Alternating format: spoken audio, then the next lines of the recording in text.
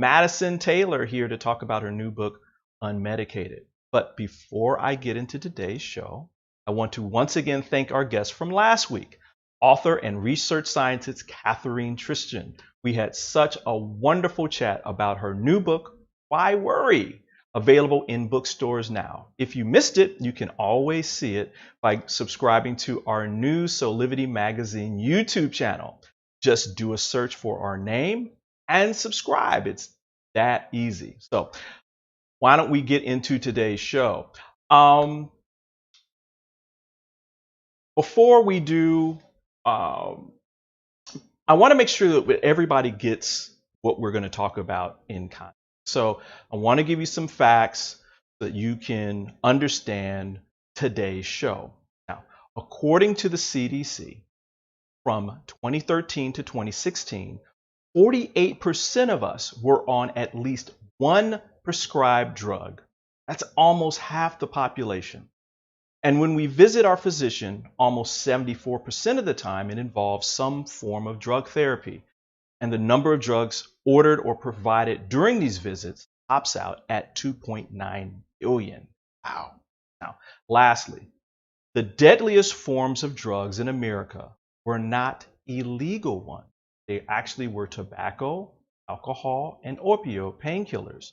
They were responsible for more direct deaths in 1 year than any other drug. Now, important thing.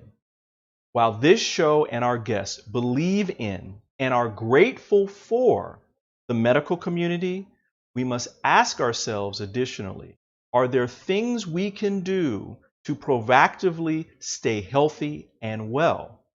And also, what do we need to do to decrease our own use of legal drugs so that we can have a more peaceful and joyful life, instead of sometimes trying to escape our deep pains and our fears through this self-medication?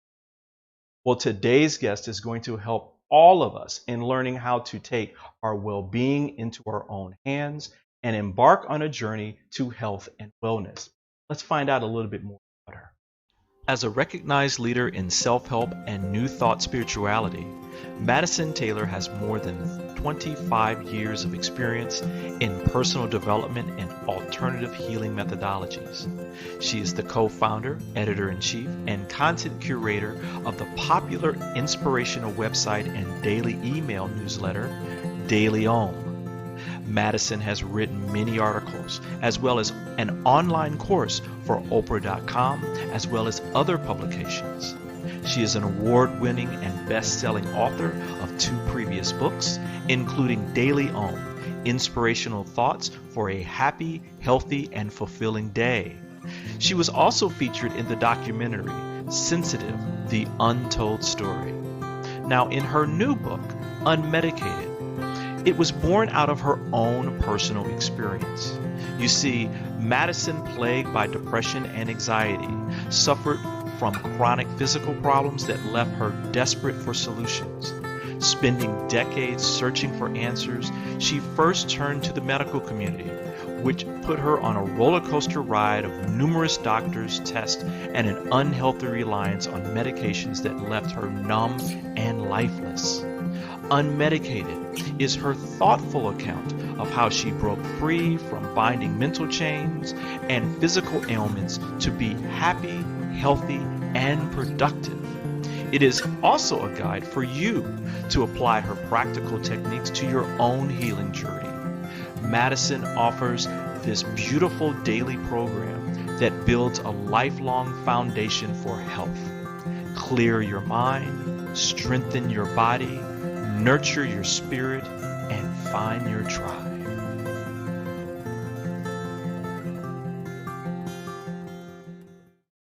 So with that, it is my pleasure to welcome to Soulivity Live, Miss Madisyn Taylor. Hi, Madisyn. Hi, Brian. I have been looking forward to this. Unmedicated, y'all. Go get this book. I love this book. Now, I want to make sure that people understand the context before. Because we were just talking about this earlier while we were offline. And it's important for people to understand that this book is not demeaning medication. It is not demeaning the medical community. In fact, in the book itself, you say that you support it, you're grateful for it, it saved your life. Correct? Absolutely. And I'm really grateful that you're starting off with that so that people don't get the wrong idea. Medicine and the medical community and doctors absolutely saved my life. I would not be here speaking to you today if it weren't for medicine and the medical community. What I'm doing and what I'm saying is I'm just making an offering. This is what I did. I chose another path. Maybe you would like to try it too if you're interested. It is simply an offering and telling of my story. I am in no way saying get off your meds. Yeah, I mean, as I read the book, and I mean, we're going to get into some details a little bit later. This was a story to wellness and self-care that was in addition to the traditional medicines and stuff that you were being prescribed, or treatments that you were having. So it's not this. I think sometimes people look at this and think, oh well, it's all about you just not having any traditional medicine at all. It's like no, no, no, no.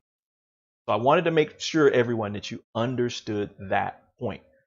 This is an and with, not an either or, as my parents would say. Yeah, hi, mom and dad. I know you watch this and go, yeah, he got it. Um, I want to read something to you first to get this kind of started up. It's in the forward. The forward is very detailed, which I love because it really provides the whole context of what people read in the chapters. So I appreciate that. This is from my story, The Medicated to Unmedicated. My depression and anxiety manifested because of unresolved mental health issues. I lived with depression and anxiety for so long that I didn't know it was a medical problem. It was simply how I was. It was all I ever knew. Wow. I mean, it's the traditional, if you knew better, you would do better, right?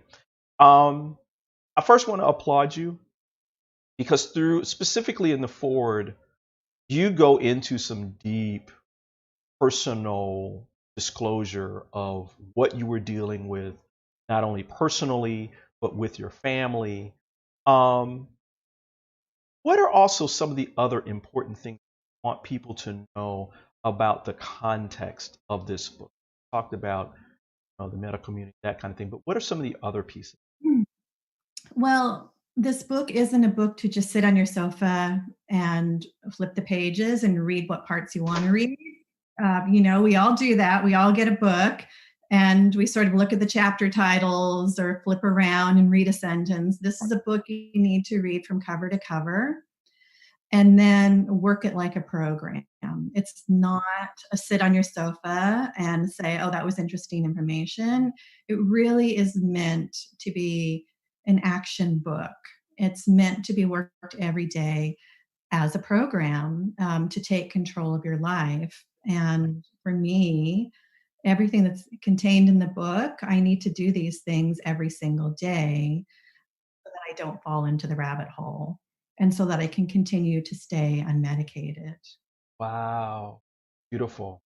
Um, you talked about the rabbit hole. The rabbit hole for you started, I mean, early, early, early. I mean, I was kind of teary, I got emotional. I mean, just in the first few pages, because again, you really go deep and you really open your heart and tell people what your journey was from when you were a child. So like, when I look back at my childhood, I see so many early signs that I was in trouble and particularly vulnerable to being unwell.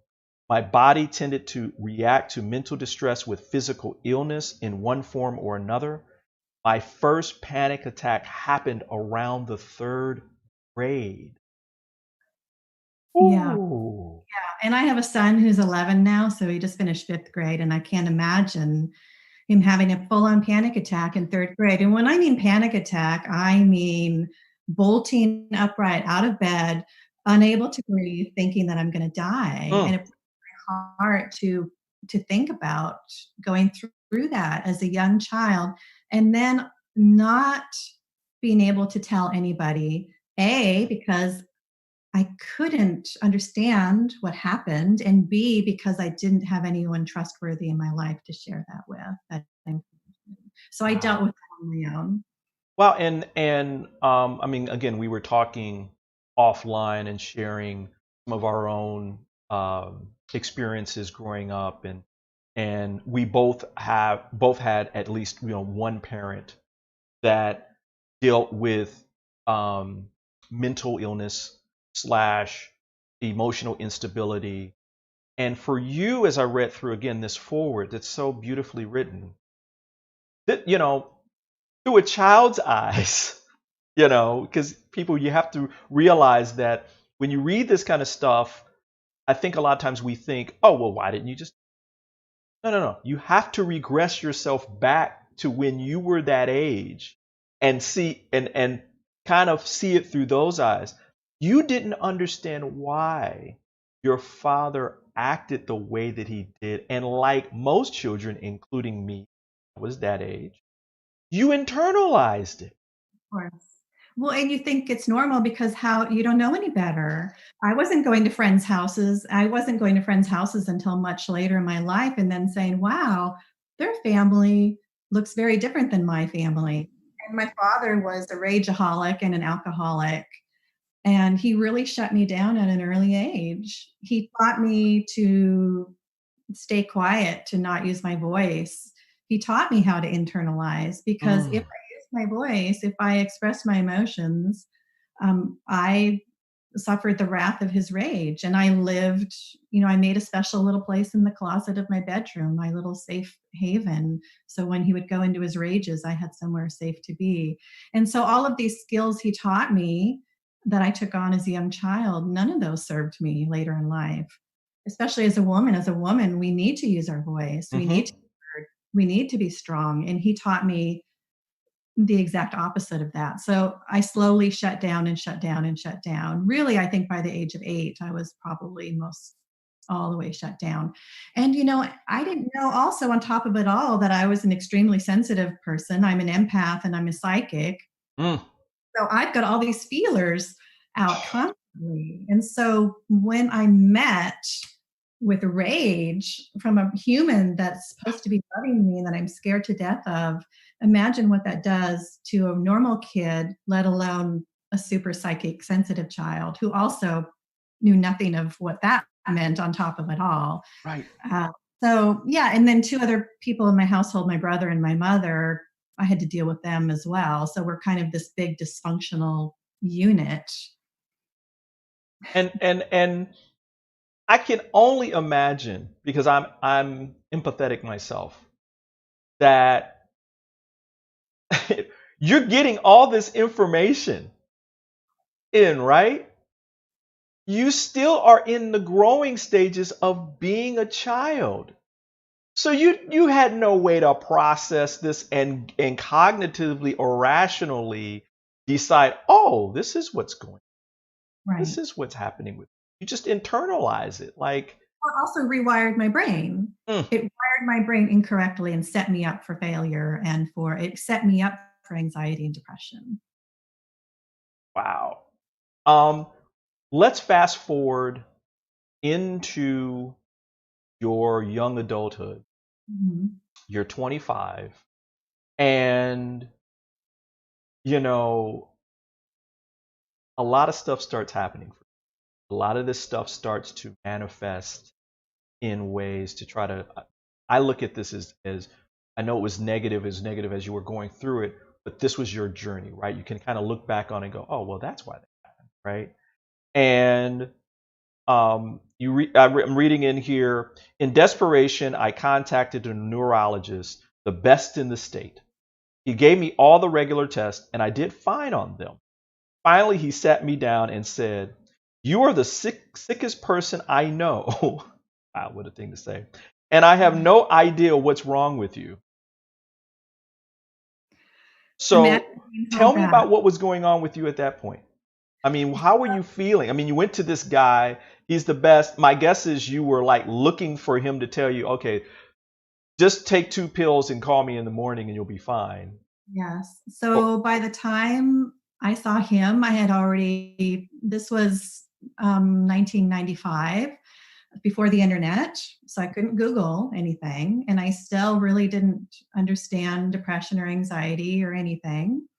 The resources in those days were finding a magazine article. Maybe you got lucky. So I was unable to work at that point. I was becoming bedbound. mm, I assumed I had mono because I used to get mono a lot, even though I don't think you're supposed to be able to get it more than once. But and I was having cognitive problems. I remember very clearly one day going to buy toothpaste at the grocery store, and I'm staring at the wall of toothpaste, and right in front of me is a toothpaste I'd used for my entire life. But I sat there looking at the wall of toothpaste, completely confused and befuddled.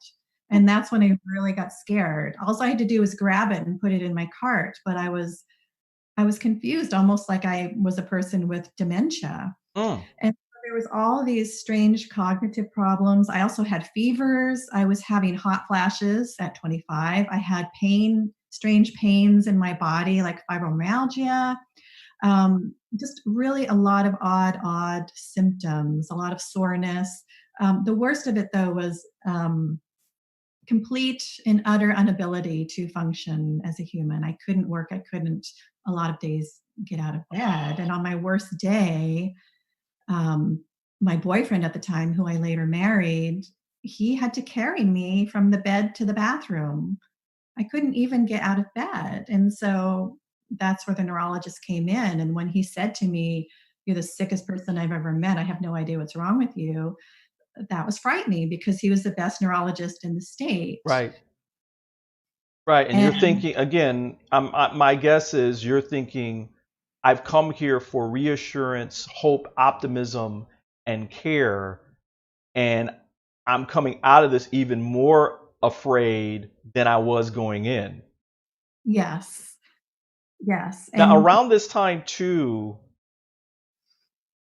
you started to self medicate, maybe even before this. oh, wait, in high school. Okay, Yes. so tell us about that part of it, because again, I want people to make sure that this is in context, right? Yes. Because there are a lot of people out here in the world that are doing the same thing, thinking that it's going to make them better or make them feel better. And So so tell us about that part of your journey. So in high school, you have, unfortunately, your hormones are also kicking in. So puberty combined with anxiety, which again, I didn't know I had it, isn't a good combination. Mm-hmm. And so it exacerbated my anxiety. And so I would literally in high school be sweating so much. I'd have sweat down to my waist. Mm. And I was shy on top of it because, when you shut down as a child, I became very shy. So here I am in this brand new school, don't know anybody, I'm shy, I have anxiety. And so learning to cope with things, I started drinking. In high school, I started smoking and I started taking whatever pills kids had, which in those days, you took uppers and downers. And for a person with anxiety to start taking uppers, um, it's just about the worst combination Mm.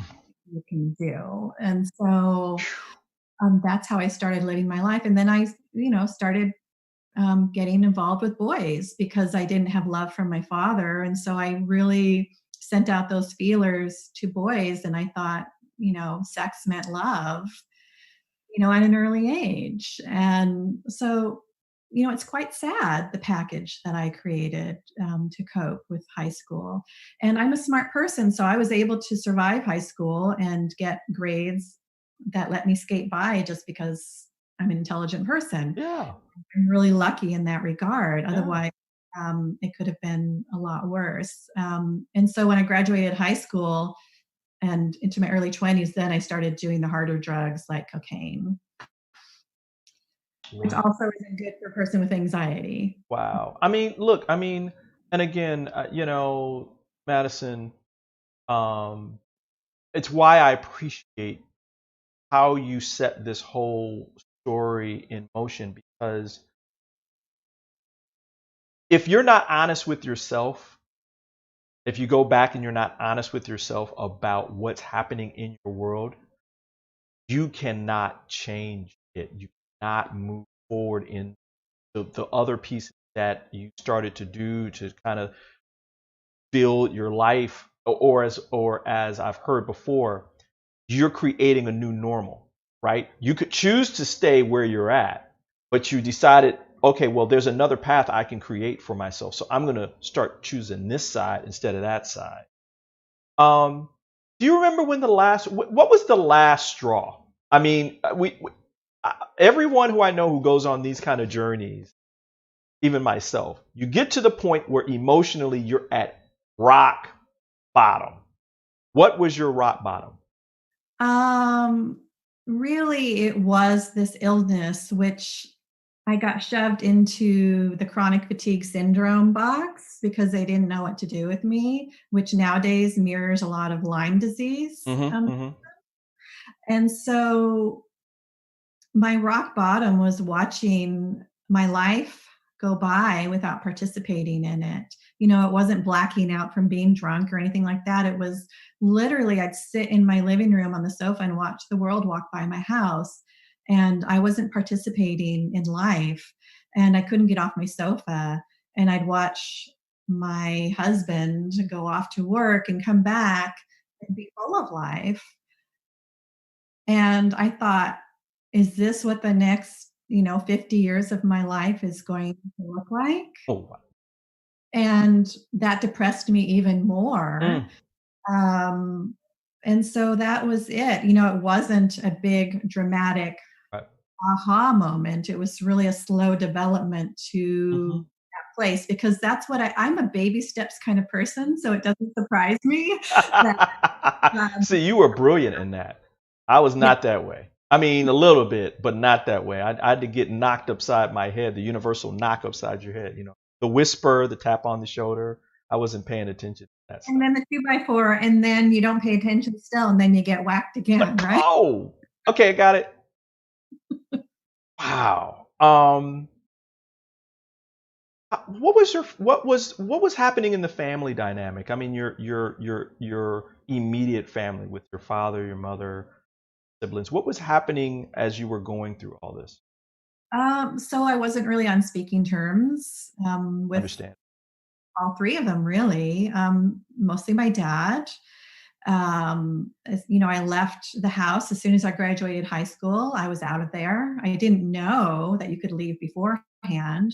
I thought he would, I thought my dad would kill me if I left the house. Not literally, but that's how scared I was of him. Wow. And so, I really quit talking to everybody because I felt victimized by my entire family. So I really let them all go. And you have to understand that when you're sick and tired for so long, your friends leave you.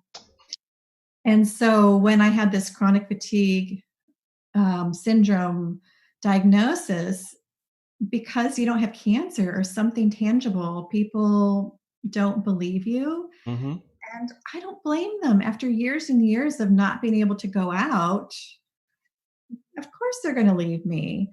Because we were young, we were in our early 20s. We're not mature adults like we are now, where you wouldn't think of leaving somebody. So I had no friends. So I had nobody. I had the TV. And so, I'd watch QVC, and the QVC hosts were my friends. I wouldn't order anything, but it's like somebody, that was live in my room talking to me. It was very, very sad and very, very lonely. Mm. Mm. And then my father died 4 years later, when I was 29, and we weren't on speaking terms. And so I was left with all the baggage of that unsaid and undone work You with think that him. that accelerated things for you when he passed? Oh, most definitely.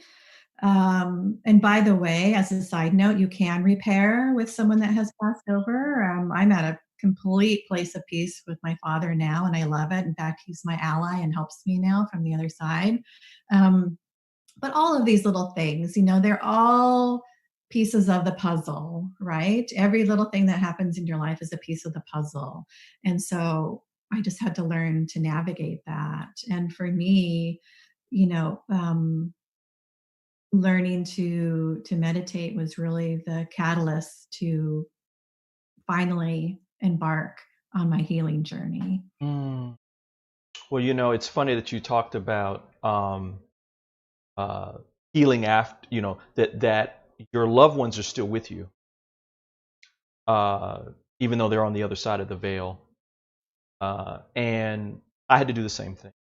So, people, if you haven't gone through this kind of process, seek some support to do. Never too late. And the heart opening space that comes from it is unbelievably powerful. It's I can't even talk about it because it gets me emotional. Yes.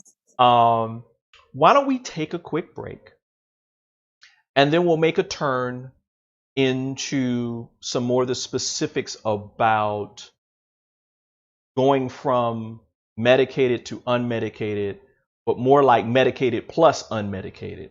I think that would probably be a better way to put it. So everyone, we're going to take a quick commercial break, and we'll be right back with more Madisyn Taylor. See you soon. Hey everybody, I'm Francesca Maxime and want to really invite you into a new conversation, which might feel a little bit uncomfortable to start.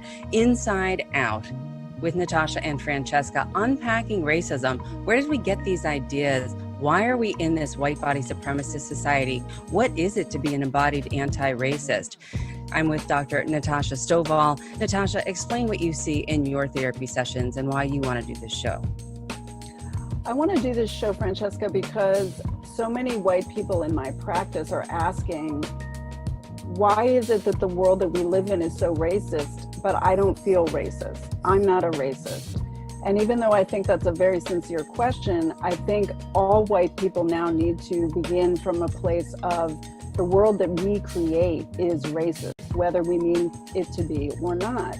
So how do we understand and start to change the ways that we have learned, whether it's something we're aware of learning, if anyone who taught us was aware that that's what they were teaching us, how can we help them stop practicing racism even when they don't feel racist?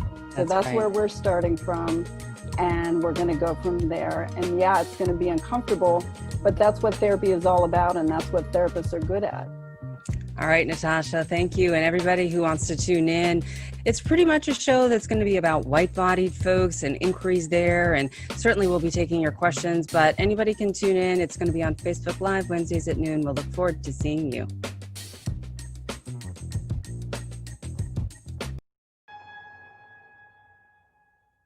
Have you ever asked the question, if I was to be anything, what would I be? Regardless of money, regardless of status, beyond popularity and fame, living your passion, feeling your life has purpose. Soulivity is a space to nurture that which lives in all of us. A place where work can become play, and doing what we love creates the dreams of a lifetime.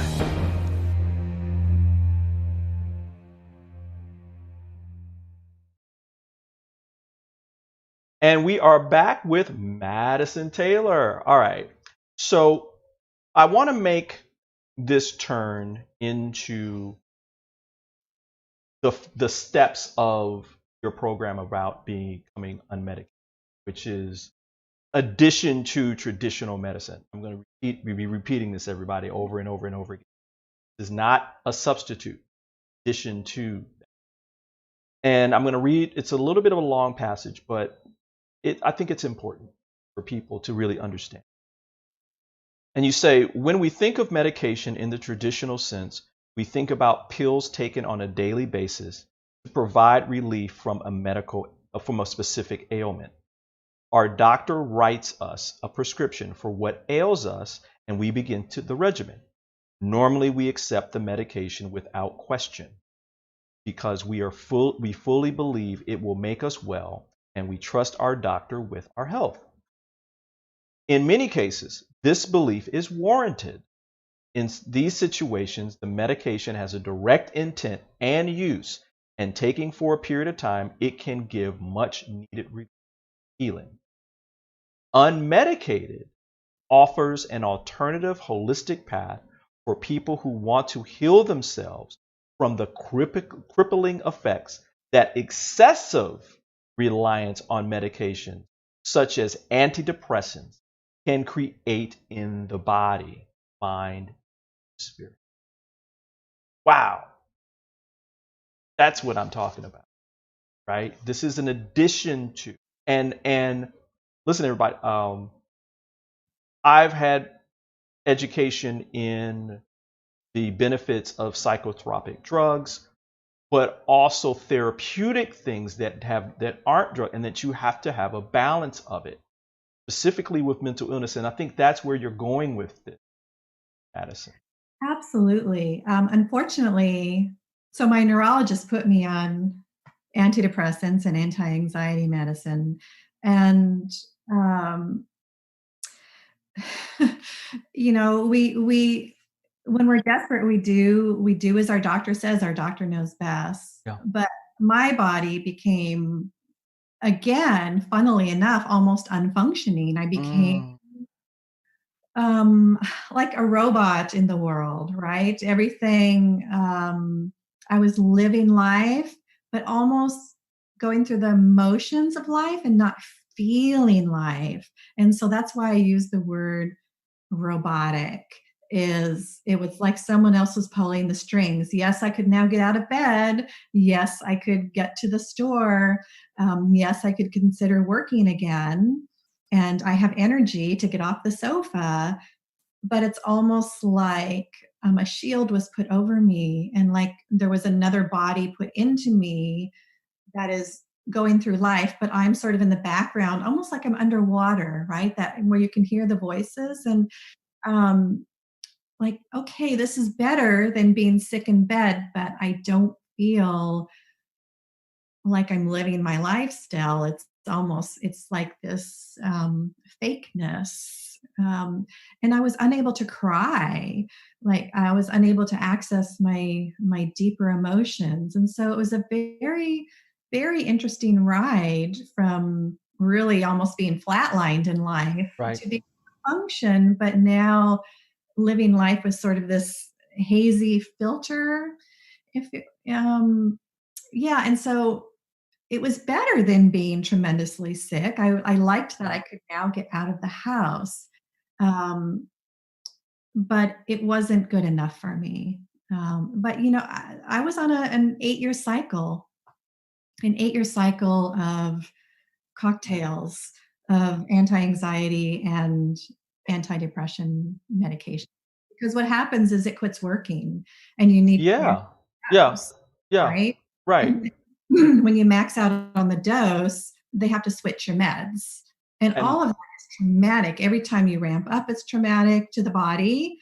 And every time you switch to a new medicine, it's traumatic to the body. And it's almost like you need a month of downtime to get used to it and recalibrate. Yeah, and I think those are the truths that I think sometimes that you know, not all doctors, but some doctors, they're into a prescription regimen. And when we have to follow our own, you know, self-care or self-wellness to kind of temper that, because there is this balance that you have to have. Speaking of balance, there are 2 specific questions that you ask when you're offered medication. The first one is there a lifestyle change I can make first to avoid taking? Wow. Tell us a little bit about that. What does that mean? Let me give you an example. I am actually going through it right now. Okay. I have a bladder infection. So this isn't with my mental illness. Right. I haven't had a bladder infection in 20 years. So, okay, I don't want to go on an antibiotic. I haven't taken antibiotics in 20 years because I'm not against antibiotics. I just don't want it to mess with my gut flora that I've worked really hard to get healthy. Right. Right. And so it's like, okay, what can I do to not take an antibiotic? Well, I can take cranberry juice. I can do the bow yoga pose, the one that goes like this, Mm-hmm. and I can try colloidal silver. That's an alternative. I tried it for a week. In this case, it didn't work. And so, you know what? I took the antibiotic. And so this is a perfect example of the balance that we're speaking of. Sometimes you just need to take the medicine. I really opted under my doctor's care to try the natural alternative way, but in this case, it didn't work. I don't know why. So, okay, thank God there's an antibiotic I can take so it doesn't develop into something worse. And Right. so that's a really good example. And there are alternatives for a lot of different ailments, right? A headache, you don't need to take, the pain relief medicine. You can try an acupuncture or a we had reflex. Michelle Eben on, who was talking about touch therapy, which actually works. People do it. That little spot right there you touch to get rid of your headache, right? So I always try and look to the alternative first because medicine is very hard on our bodies. Right. And again, repeat, even you got to the point at which, if this is not working either fast enough, right, where you could get into a serious situation because it's not working fast enough or it's not working at all, you should be doing this under your care of your doctor, first and foremost, and two, taking the medication or getting the treatment that they subscribe. My guess is too that when you were doing the natural remedies, because I know when I was going through my own medical journey, I did both. As long as there was no interference, I did both because it can benefit. It can help you heal quicker. Right? Yes. The second one is so important. Is there an underlying root cause of this condition? Hello. Bingo. What is causing this? And in terms of depression and anxiety, it's everything that happened before that moment. Right. This whole lifetime. What am I doing with my emotions? What am I putting into my body in terms of fuel? It's truly a mind, body, spirit moment where all of those function together. And, it's like everyone has to have their come to Jesus moment in their life, right? And Right. I always say, I don't care how you get there, just get there. There's many paths to becoming a whole and healthy person. Yeah, exactly. I mean, there's, again, this book is about all of that, where it's like, look, there's all these different things that you can try. There's all these natural and traditional remedies that you can mix and blend and that kind of thing that are helpful. Let's get into the program specifically. Everyone, I'm not going to go down and read all of it because you got to buy the book. All right. You might even win one, but I'll tell you about that later. The Unmedicated program is built on 4 specific pillars, right? And so I'm going to go through each one. And I just want you to kind of give this general overview of what the pillars for you, and I want to tell people what they mean. Okay. So the first pillar is clear your mind. It makes sense. to me. It's But what does that mean? What are you trying to relate to people when you talk about the pillar of clear your mind? right. So when I say clear your mind, we're not talking about erasing anything. Just so people know, we're not erasing our past or erasing anything. It's about gaining clarity. And meditation is a big part of that. Learning to meditate is what enabled me to really get off the sofa and explore further. So I look at clearing your mind as, we are full of clutter in our minds, right? It's big now to clear the clutter in your house, but what about this temple? We need to clear the clutter in our mind. And if you think about, you wouldn't go to work in the morning without brushing your teeth or taking a shower. And so I now look at meditation as a part of that, also clearing my mind for the day. Because if I don't, it's full of clutter. It's got my to-do list and my child and having to go to the gas station and everything else. But when you can put that in the back seat for a minute or 5 minutes or 20 minutes, it enables all of the beauty to rise to the surface, right? Yeah. Yes. Everything. So that's really when my intuition just blew open, is when I learned to meditate. And intuition is a huge part of my recovery. Being able to feel, do I want to take this medicine? Do I want to try this natural remedy? Do I want to see this healer? Do I want to, go to this spa? Whatever it is. Mm-hmm. So not only does it set you up for your day for success, it allows what needs to bubble to the surface, it allows it to come to the surface in a really gentle and natural way. And I can't imagine not meditating.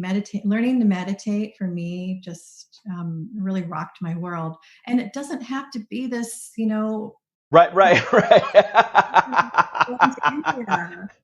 It's just, when I was so sick, I couldn't meditate. And my meditation was listening to meditation music, flat on my back, which they say you're not supposed to do. You're supposed to sit with your spine straight. I couldn't. I was too sick.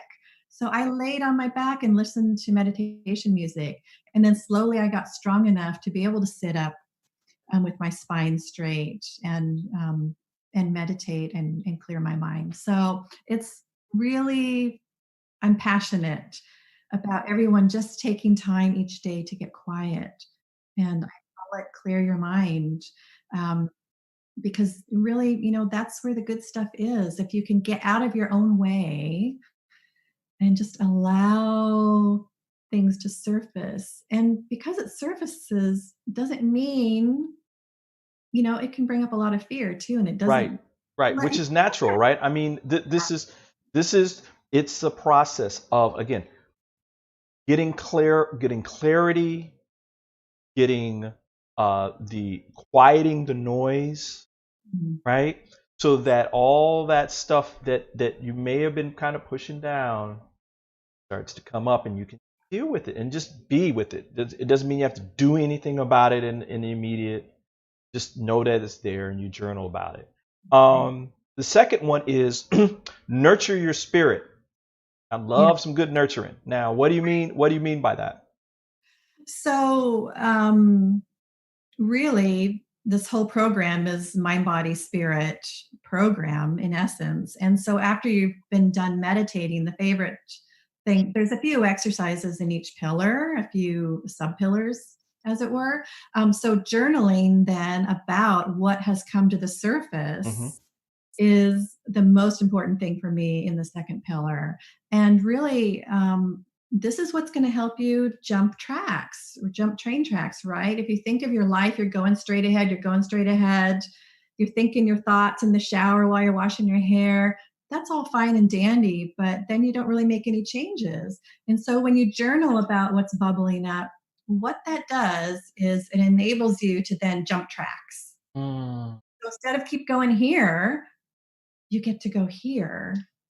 And that's where the good stuff Stuff is. is. That's what's Woo! going to change your life. You got to get off your normal track. And so meditation and journaling together gets you off track, which in this case, being off track is a good thing. Okay. Another one. We're on the third one, everybody. Strengthen your body. And I had to say it like that so that people would understand. Strengthen your body. Yes. And tell us about that. When you're on meds, or you want to get off meds, or you don't want to get onto meds, we need our temple, this vessel, to be strong and healthy. And sort of, I kind of take this football player stance. It's like you really want to be rooted down and strong and healthy. And so what you put into your temple, everything from the foods, liquids, to the supplements, that you want to create a strong and healthy gut biome, and the physicality of your body, your muscles and your structure. You need a really solid physical body, because that's housing your mind and your spirit, right? You need all of these to work in conjunction with each other. Even if you're a disabled person, you can still, it doesn't mean your body can't be strong. No, heck no. Yeah. I mean, so in the book, I list some of the supplements I take. I don't like to take a lot of supplements because it does have to work through your liver, and that's hard on your liver. So I really like to eat healthy instead. So I list everything that I do to help strengthen the physical part of our body. I told you about it. Need to go get this book. The final one, and I mean, I love all these, but I think this one is probably my favorite. The fourth, you're smiling already, because find your tribe. Oh my God. Community. Yeah. It's, when I was so sick and I was telling you I was alone without friends and family, there's no worse feeling in the world than being alone.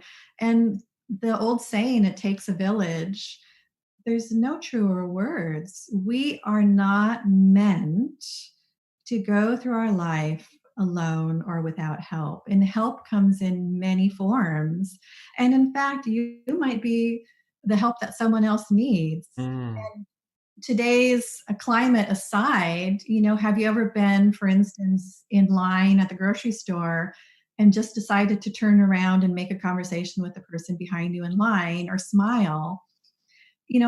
That could completely change the trajectory of their day. And so you then have become the vessel of community for that person without really even having thought about it. So the idea of finding like-minded people to support you, but then also giving back as service work. So my service work is the writing that I do every day that's free on DailyOM. That's part of my service work. It's free for all. I don't charge for it.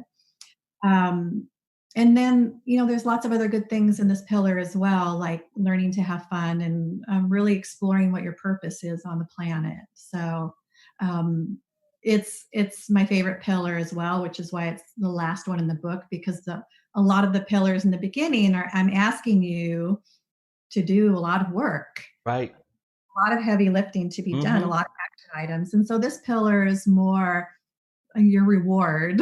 Right. And it's a self-fulfilling reward, because it reinforces the things that you need to do for you as you model to other people who model back to you, and it's this back and forth and back and give and receive unconditional love. Right. It's great. Yeah. It's great. And, all of these pillars, they're meant to be worked in conjunction. I call it a program. I don't trademark it, call it a program. It's not something, to be sold and packaged. It's something to be worked as actionable items. And I'm really into action, because like I was saying about when you journal and you're just thinking your thoughts in the shower, it's great to have vision boards. It's great to write down your goals. It's great to sit on the sofa and imagine what you want your life to look like.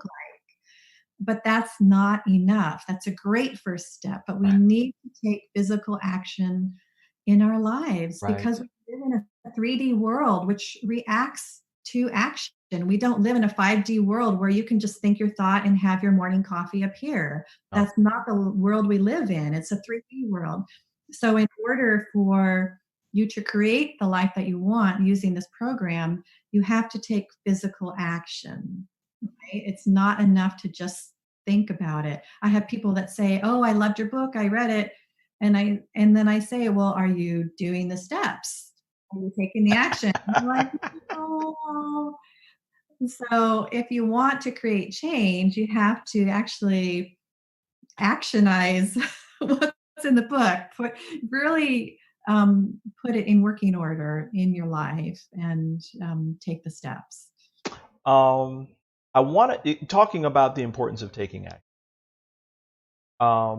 There are some key aspects to that I just want to kind of touch on. I mean, we have a little bit of time here. Talk about, in order to save myself, I came up with a series of actions to cause shift. So you were deliberate in it.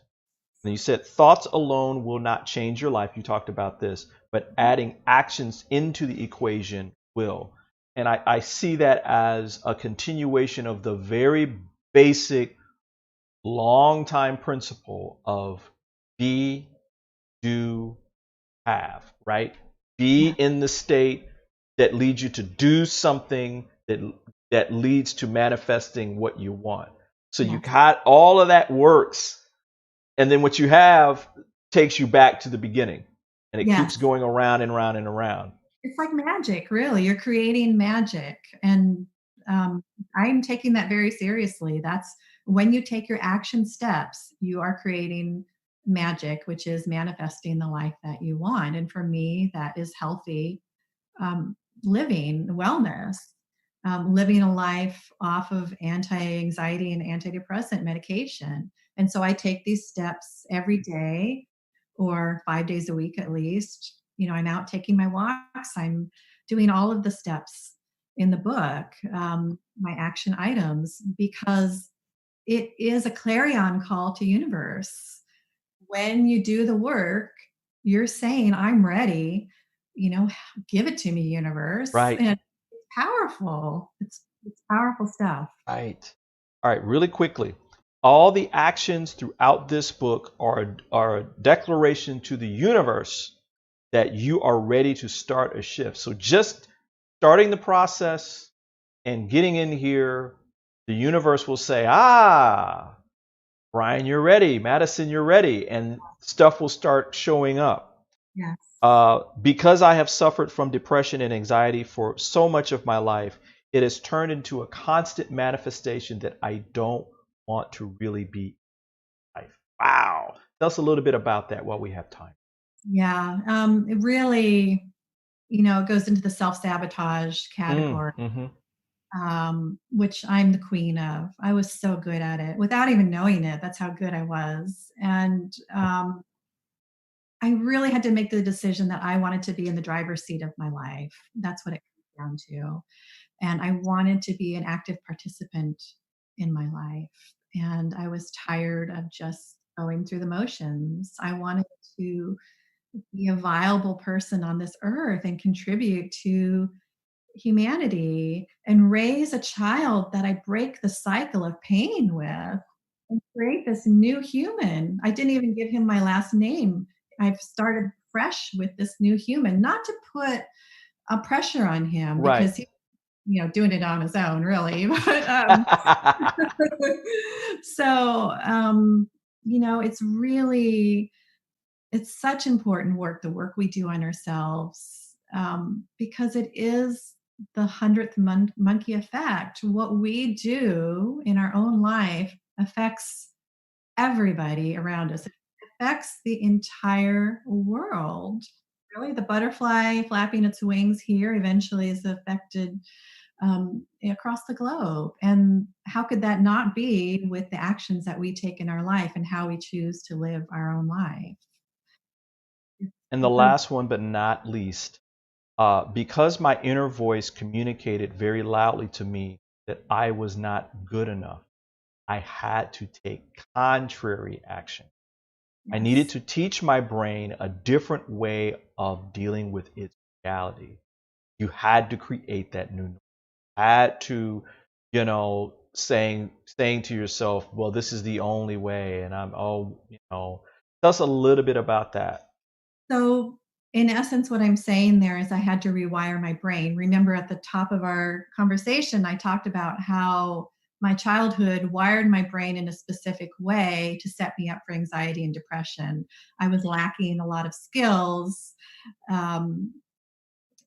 in that way. And so all of these action steps helped me rewire my brain to become a healthy human again. And it's not an overnight process. I'm not like feeling like buzzing and rewiring. It was a many year process to get to the point where I'm at now. And it is possible. I call it rewiring your brain. We don't actually have wires in our brain, but it's retraining my brain, making new healthy connections in my brain. And that's what I was able to do. I really saved myself. I saved myself. Otherwise I would be dead. I would have killed myself. I guarantee you. Which is, again, part of that journey, right? Where you have to admit to yourself the seriousness of what you're doing, and to this last step, do the opposite of what has been the norm. Right. Seek some support, seek some help, get knowledgeable, become aware, meditate, take the actions that come from the meditation, journal. Find some new friends. All of these things are part of the package. Right. Madisyn, thank you. Thank you for writing this kind of book, right? Which is all about all the other things that we can do beyond traditional medication and traditional medicine and self-medication. That's the other point that you're making in this book. So thank you for being here. Would you come back? I would love to. Excellent. We got to continue this conversation. We have to talk. Keep talking. There's more to tell. There's no end to how deep we can go to healing ourselves. Wow. All right. So stick around. I'm going to do some final little things here to kind of wrap up. All right. Now, everybody, earlier this month, we kicked off an exciting new collaboration with Beyond Words Publishing. And as part of this collaboration, all of you out there get to benefit. We are doing giveaways. We are giving away great things like Paul Bryan's I Ching book cards. You could even win Unmedicated. So, this is a great time. And what you need to know is you need to go to and join our Soulivity book club, Inspiration Central. It is on Facebook. The link is right here. And you just join. We'll be posting details, and you could be a winner. And so check that out, and watch that space. Also, we have coming up a very, very special Soulivity Live coming up on Wednesday night, July 29th at 4 p.m. Eastern. The power couple, Richard Cohn and Michelle Astianti Cohen, are going to be joining me at 4 p.m. for a great discussion. We're going to be talking about their journey to success. We're going to be talking about Beyond Words. We're going to be talking about a whole bunch of different things. So you don't want to miss that. And also coming up next Saturday, we got the Soulivity Power Hour with our hosts from different shows on August 1st at 10 a.m. D'Angelo Thompson, the host of Beauty and Gratitude, Francesca Maxime, the co-host from Inside Out, and Candace Harper, or Candy, the host of Ask for Candy, will all be here to join us. So you do not want to miss it. So unfortunately, me and Madisyn have to say goodbye. But until next time, listen, everybody. I mean, go get this book. Go get Unmedicated.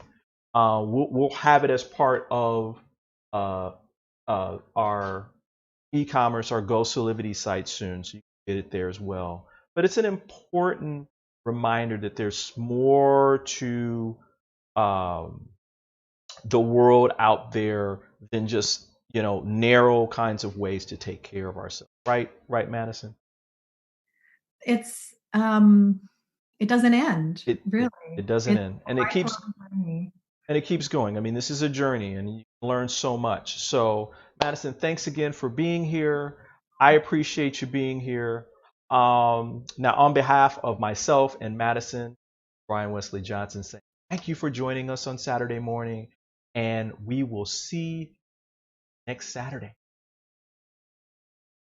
Soulivity Magazine brings you the best in inspiration on Soulivity TV. Check out our new shows.